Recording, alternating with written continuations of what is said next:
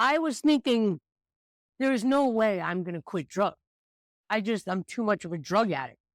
And I had a plan to just be clean long enough for me to get out of treatment. And then I would go back doing drugs and stuff like that. And at one point it dawned on me that that thinking is just not going to work. And it's going to land me right back where I am, no matter what. And so the only thing I could think of to do was pray to God. And that's what I started doing. I started praying to God. And I was like, not even a believer at this point, but I started praying to God in a very earnest and sincere way. God, if you are there, a great way to let me know is if you were to take this monkey off of my shoulder. And I prayed like that, honestly, every single night. It was the only thing I could think of, really.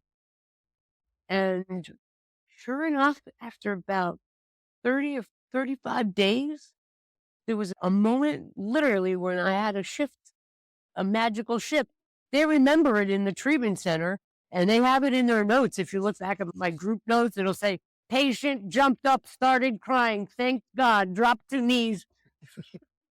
And I did all that because that was the gratitude I felt, because we were watching a movie.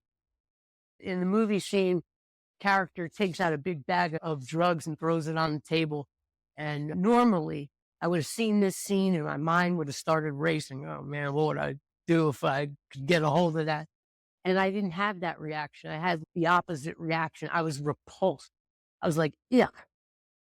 And right at that moment, I knew. I was like, oh my God, he answered my prayer, because I was the kind of drug addict where when I heard about people quitting drugs, I just thought they didn't love it as much as I did.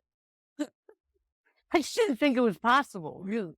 It was that much of woven into the fabric of my existence that I couldn't see myself without it. And I also here's the craziest part. I didn't even want to see myself living a good, clean, sober life. Can you imagine that? That's how jacked up you are. Like, I didn't even want to accept the idea that someday I could be clean and successful and happy.